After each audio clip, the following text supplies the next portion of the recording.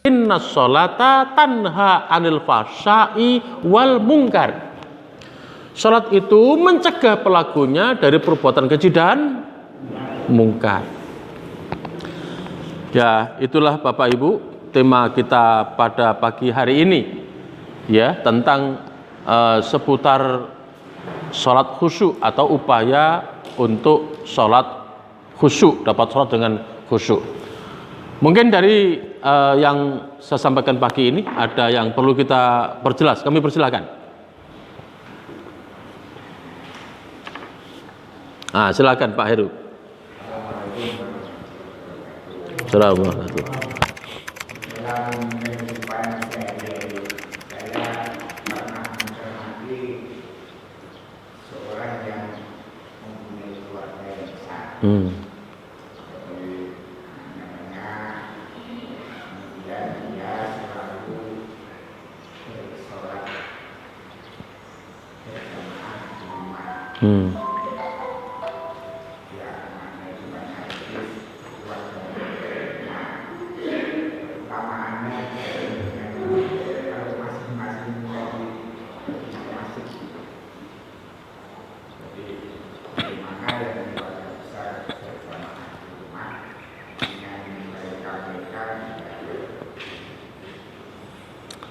Ketika masjid dalam keadaan kosong, jamaah tidak penuh, Nabi bilang, pimpin sholat, aku akan perintahkan orang untuk nyari kayu bakar untuk membakar rumah-rumah orang yang tidak sholat di masjid. Ancaman Bapak Ibu.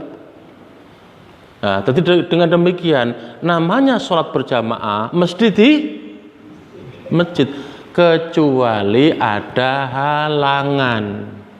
Apa itu? Hujan. Apa itu? Sakit dan lain-lain. Nah, jadi kalau Nabi berbicara masalah sholat jamaah, tentu konteksnya dengan masjid. Nah ini, jadi jangan kemudian setiap jamaah itu pahalanya 27 derajat, lalu disamakan masjid dengan rumah. Tidak. 27 derajat konteksnya dengan masjid. Nah ini, jadi sholat berjamaah mesti di masjid, bukan di rumah, kecuali ada sebab. Ya, karena itu sampai Nabi pernah mengancam akan membakar rumah orang-orang yang tidak sholat berjamaah di masjid. Alangkah indahnya kalau keluarga besar, ya, kemudian satu rombongan satu mobil lalu berangkat ke masjid. Indah sekali Pak. Jadi yang punya mobil jangan cuma dipajang. Ya, mobil bukan hanya untuk misalnya kondangan atau apa. Ya, alangkah baiknya kalau mobil dipakai untuk sholat jamaah, rombongan ke masjid sekeluarga. Indah sekali.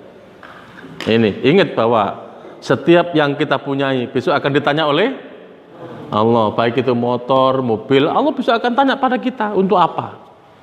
Lah makanya hendaklah mobil itu kita gunakan untuk pengajian, menghadiri pengajian, untuk sholat jamaah dan lain-lain. Oke, silakan Bapak Ibu. Ada lagi? Cukup ya? Ya, sudah jelas sekali bahasan saya. Ya, mudah-mudahan kita bisa mengamalkan. Apa itu, Pak? Itu yang juga di kesempurnaannya sampai kita menggunakan kata-kata lakuai.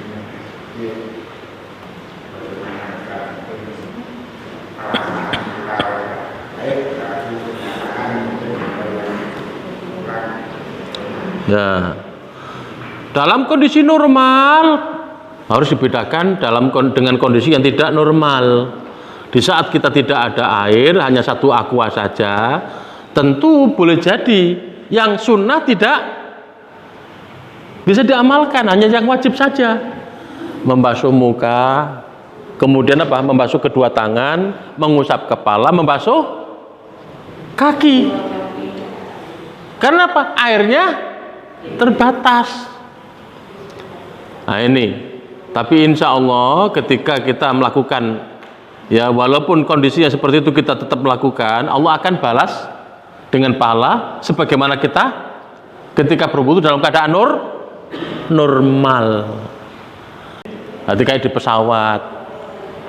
Makanya saya sendiri Bu Pak, sampai sekarang ini ketika di pengajian-pengajian, saya tidak mau memberikan fatwa di pesawat itu tidak ada air, lalu kemudian wudu pakai debu. Bagaimana caranya?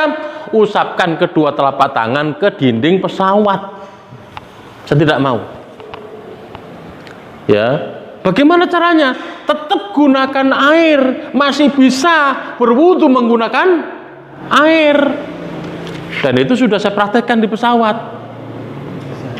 Nah, jadi kalau di pesawat ketika kita diberi air minum, ya minum yang diperlukan, lalu minta lagi, ya minta lagi. Lah, yang satu botol aqua itulah ya, atau gelas itu kita pakai untuk berwudu.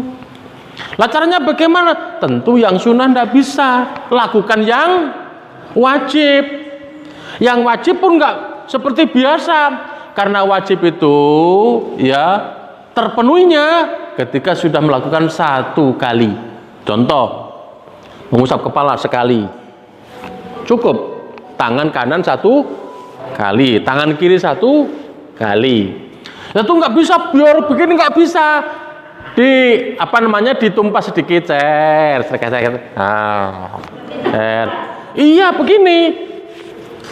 Lah coba misalnya kita di hutan nggak ada air, kita wudu pakai embun, bisa nggak kita begini? Nggak bisa, tutup begini, ini kita begini kan? Karena kondisinya nggak normal. Ada bisa berwudu begini ketika kondisi normal. Ketika tidak normal, maka yang penting basah. Coba Bapak Ibu dalam fikih manapun, ya. Air yang bisa dipakai untuk wudu termasuk air embun, betul nggak? Bisa nggak orang wudu pakai embun begini? Biar, ya nggak bisa, nggak bisa. Nah, tapi yang penting basah saja. Yang penting basah. Makanya di pesawat kita masih bisa berwudu. Nanti menggunakan gelas aqua, dituang dikit. Nah, tuang lagi, ya kan? Gini, terus mengusap kepala, kaki cukup. Tentu satu gelas aqua bisa untuk berwudu. Ingat, berwudu menggunakan debu, mengusapkan telapak tangan ke mobil atau ke pesawat itu cuma pendapat loh. Dan pendapat belum tentu benar loh.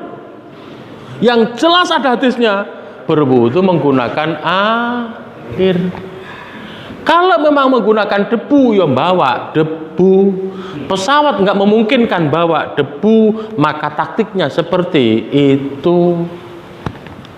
Nah ini,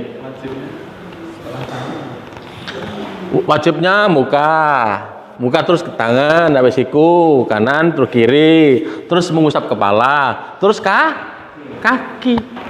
Ya tentu nggak bisa basuh, yang bisanya mengusap karena kondisi nggak normal.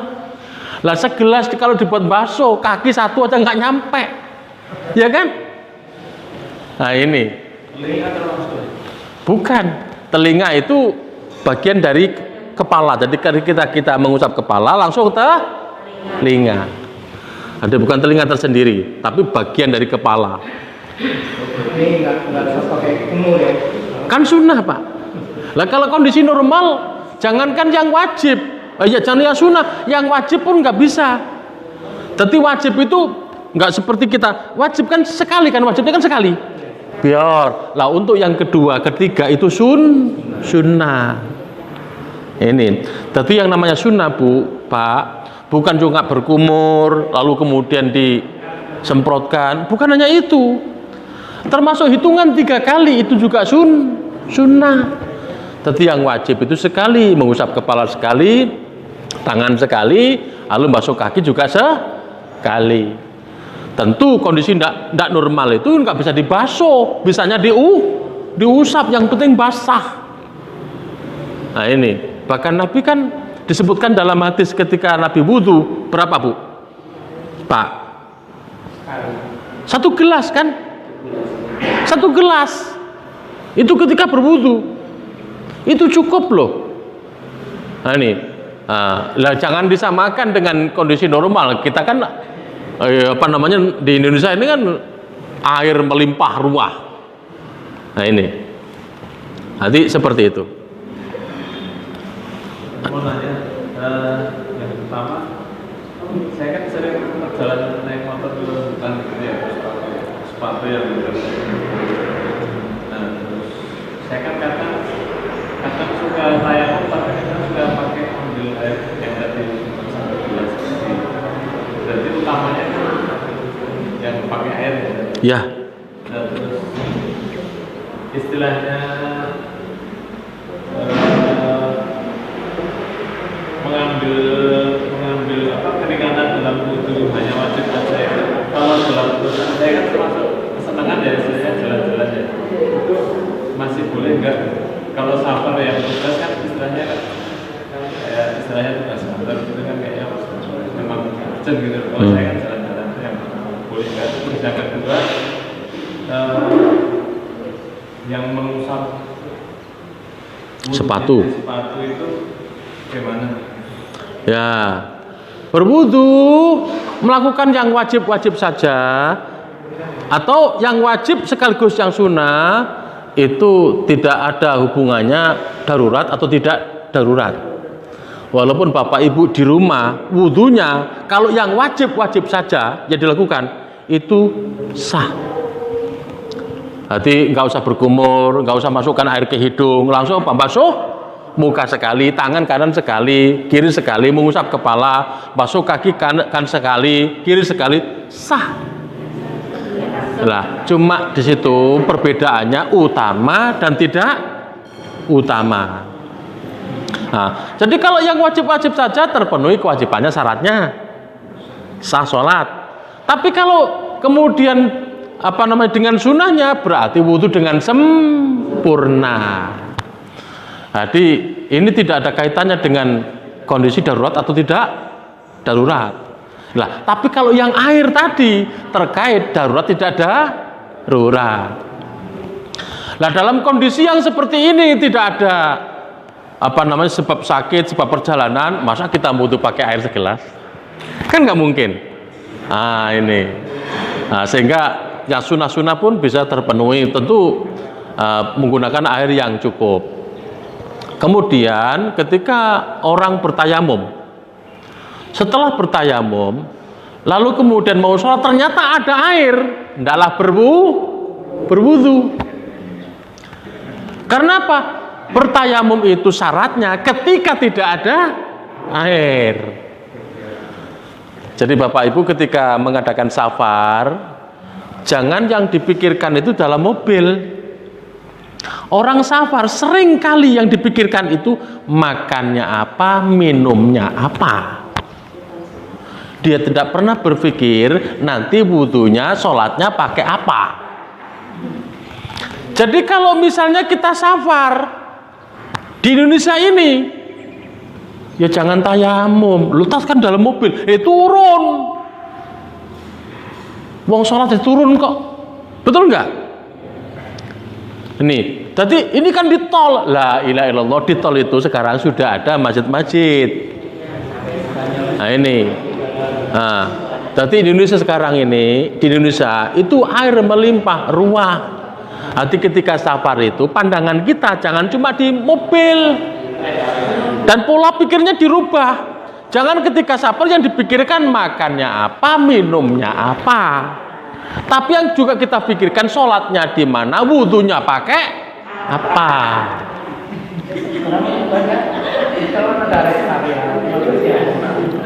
Iya, betul. Kemudian tentang mengusap sepatu. Ya, mengusap sepatu boleh pengganti dari membasuh kaki, dengan syarat ketika kita memasukkan sepatu, kaki ke sepatu dalam keadaan suci, itu syaratnya. Nah, ini dalam keadaan suci. Nah, bagi orang yang mukim ada batasnya, cuma 3 hari. Nanti setelah 3 hari diperbarui lagi. Ya, lah bagi orang yang safar selama belum batal, maka tetap apa? Nah, tetap suci. Yang penting ketika kita memasukkan kaki dalam keadaan suci. Nanti ketika kita berwudu, tidak usah dilepas, dibasuh atasnya saja. Loh, Tat, kok atasnya nggak bawahnya? Iya, kata Nabi, kalau agama itu akal, aku perintahkan orang mengusap bawah sepatu. Tetapi agama adalah kumpulan syariat dari Allah. Perintahnya Allah, ya memang begitu. Walaupun di perjalanan kira-kira kena najis juga enggak sepatunya ya? Najis tidak membatalkan wudu. Ketika kita kena najis wajib dibersihkan. Bapak Ibu pasti banyak orang yang nggak paham. Dikiranya kalau kena najis itu wudunya apa? Batal. Enggak. Misalnya nih, kita punya anak kecil, begitu kita habis wudu mau sholat, anak kita kencing, kita cepokin dia, anak kita buang air besar, kita cepokin dia, batal nggak wudunya? Tidak, karena kena najis tidak membatalkan wudu. Yang membatalkan wudu itu utamanya keluar ya, apa yang keluar dari pintu depan, pintu belakang, itu batal wudunya. Tidur, ada sebagian yang mengatakan tidak, sebagian yang batal. Kata Nabi itu, ya, kalau apa namanya, ulama berpendapat kalau tidurnya mendengkur, berarti ikatan di apa namanya pantat ini sudah nggak terkendali. Maka orang kentut atau tidak dia nggak tahu. Makanya ketika wudunya tidurnya tidur betulan, pulas, sebaiknya berwudu. Tapi ada hadis, ya, Nabi menunggu para sahabat menunggu Nabi untuk sholat. Mereka tidur. Ketika Nabi datang, mereka langsung sholat tanpa berwudu. Kemudian memegang kemaluan. Ada mengatakan batal, ada mengatakan tidak. Nabi mengatakan itu bagian dari dagingmu sendiri. Nanti kalau kita kaji hadis-hadis itu, yang membatalkan wudu itu yaitu apa yang keluar dari pintu depan, pintu belakang, buang air kecil, buang air besar, hubungan suami istri, haid, nifas, dan lain-lain. Tat, keluarnya kerikil loh, walaupun kerikil juga, berak kerikil, ya apapun pokoknya keluar pintu depan, pintu belakang, batal wudunya. Maka dia wajib bersuci, ya, dibersihkan najisnya, kemudian berwudu. Cukup Bapak ya. Nah, itulah kajian kita pada pagi ini. Mudah-mudahan ada manfaatnya. Alhamdulillahirabbil alamin. Assalamualaikum warahmatullahi wabarakatuh.